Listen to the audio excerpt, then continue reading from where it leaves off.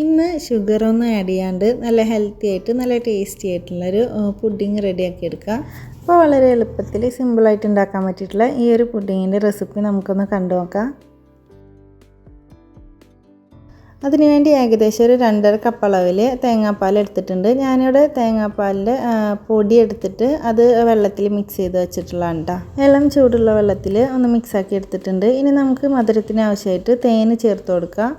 1-2 table spoon തേന് ചേർത്ത് കൊടുക്കുക. പിന്നെ 1 ടീസ്പൂണ് വനില എസൻസും കൂടെ ചേർത്തിട്ട് മിക്സ് ചെയ്തിട്ട് മാറ്റി വെക്കാം. ഇനി നമുക്ക് പുഡിങ് സെറ്റ് ചെയ്യാനുള്ള ട്രേയിൽ ബ്രെഡിൻ്റെ സ്ലൈസസ് വെച്ച് കൊടുക്കാം. ഞാനിവിടെ ബ്രൗൺ ബ്രെഡാണ് എടുത്തിട്ടുള്ളത്. നമുക്ക് വൈറ്റ് വേണമെങ്കിലും എടുക്കാം. ഇനി നമുക്ക് ഈ ഒരു തേങ്ങാപ്പാലിൻ്റെ മിക്സ് നന്നായിട്ട് ഒന്ന് ഒഴിച്ചു കൊടുക്കാം. ബ്രെഡ് നന്നായിട്ടൊന്ന് സോക്കാവുന്ന രീതിയിൽ നല്ലോണം ഒന്ന് ഒഴിച്ചു കൊടുക്കാം കേട്ടോ. എന്നിട്ട് നമുക്ക് മാംഗോ ഇതുപോലെ ഒന്ന് കട്ട് ചെയ്തെടുത്തിട്ട് ഇതിന് മുകളിലായിട്ട് ഇട്ട് കൊടുക്കുക. കുറച്ച് തിക്കായിട്ട് തന്നെ ഇട്ട് കൊടുക്കുക. ഇനി ഇതിൻ്റെ മുകളിലായിട്ട് കുറച്ച് ഡെസിക്കേറ്റഡ് കോക്കനട്ടും കൂടി ഇട്ട് കൊടുക്കുക. ഇതും കൂടെ ചേർക്കുമ്പോൾ നമ്മളെ പുഡിങ്ങിന് നല്ല പ്രത്യേക ടേസ്റ്റാണ് കേട്ടോ. അപ്പോൾ ഇതും ഇട്ട് കൊടുത്ത ശേഷം നമുക്കിനി വീണ്ടും ബ്രെഡ് വെച്ചിട്ട് ഇതേ സ്റ്റെപ്പ് തന്നെ ഒന്ന് വീണ്ടും റിപ്പീറ്റ് ചെയ്ത് കൊടുക്കുക. ബ്രെഡ് മുഴുവനായിട്ട് വെച്ച് കൊടുത്ത ശേഷം നമുക്ക് ബാലൻസ് ഉള്ള മുഴുവൻ പാലും ഇതിലേക്ക് തന്നെ ഒഴിച്ചു കൊടുക്കുക. ബ്രെഡിൽ നല്ലോണം സോക്കായിക്കോളൂ കേട്ടോ. ഇനി നമുക്കിതിൻ്റെ ടോപ്പിലായിട്ട് ആദ്യം തന്നെ മാംഗോ പ്യൂരി ഒന്ന് തേച്ച് കൊടുക്കുക. ഇതുപോലെ 2-3 ടേബിൾ സ്പൂൺ ഒന്ന് മാംഗോ പ്യൂരി ആക്കിയിട്ടൊന്ന് ഇതുപോലെ ഒന്ന് സ്പ്രെഡ് ചെയ്ത് കൊടുക്കുന്നുണ്ട്.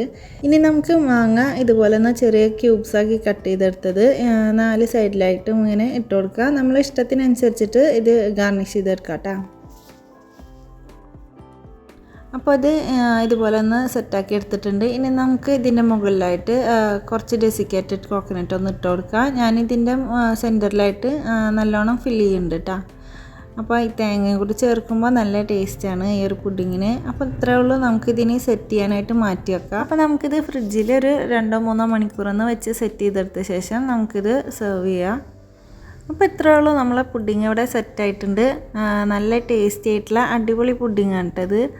മധുരമൊന്നും ചേർക്കാണ്ട് നല്ല ഹെൽത്തി ആയിട്ടുള്ളൊരു പുഡിങ്ങിൻ്റെ റെസിപ്പിയാണിത്. അപ്പോൾ ഈ റെസിപ്പി എല്ലാവർക്കും ഇഷ്ടമായിട്ടുണ്ടാവുമെന്ന് വിചാരിക്കുന്നു. ഇഷ്ടമായിട്ടുണ്ടെങ്കിൽ എല്ലാവരും ഒന്ന് ലൈക്ക് ചെയ്യാനും ഷെയർ ചെയ്യാനും കമൻറ്റ് ചെയ്യാനും മറക്കരുത്. അതുപോലെ സബ്സ്ക്രൈബ് ചെയ്യാതെ കാണുന്നവരുണ്ടെങ്കിൽ മറക്കാതെ ഒന്ന് സബ്സ്ക്രൈബ് ചെയ്യണേ.